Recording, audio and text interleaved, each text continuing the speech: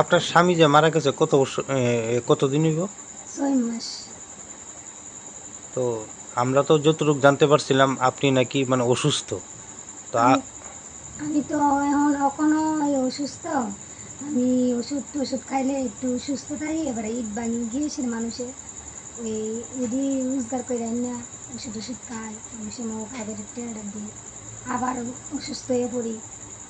তো আমি ব্লকে গেছিলাম, তো ব্লকে গেছি, এবারে আমি ব্লকের টার গেছি, স্যার স্যার আমার তো বৃদ্ধ ভাতার দরকার, আমি তো কাজ টাজ করতে পারি না।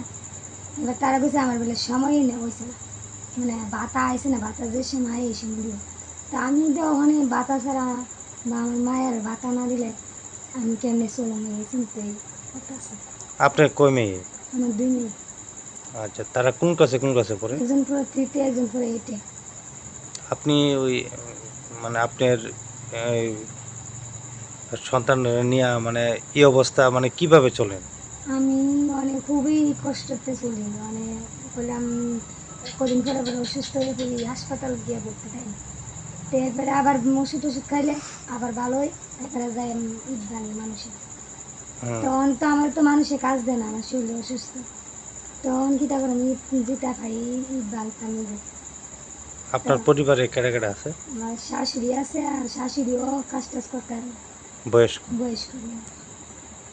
তো এখন আপনি এই অবস্থায় আপনি এখন কি চাইতেছেন? আমি যেতেছি সরকার, জানি সরকারে মানে ব্যবস্থা করে দেয় মানুষের গরিবগুলো, সেই ভাতা যদি দেয় বা আমার মায়ের পড়াশোনার লেগে যদি ব্যবস্থা করে, ভাতা যদি দেয়, আমরা দুজন ফুলা মায়ের লইয়া খাইতে পারি, এমন ব্যবস্থাই করে থাকে।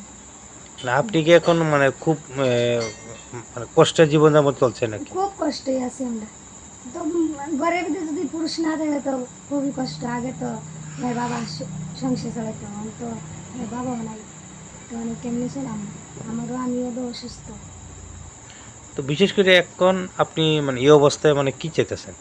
নমস্কার, আমি চাইতেছি মুখ্যমন্ত্রীর কাছে আমার বৃদ্ধ ভাতা যাতে দেওয়া হয়, আর আমার মায়ের দুজনের যাতে ব্যবস্থা, লেখাপড়ার ব্যবস্থা করে দিতে পারে, মানে ভাতা টাতা যাতে দেয়, এটাই আমি চাই। আপনার স্বামীর নাম কি? পরেশ বিশ্বাস। আহ, আপনার নাম কি? মনিকা বিশ্বাস। এই যে এই এলাকাটার নাম? কাঞ্চনমালা। কত নম্বর ওয়ার্ড এটা? 6। 6 নম্বর ওয়ার্ড।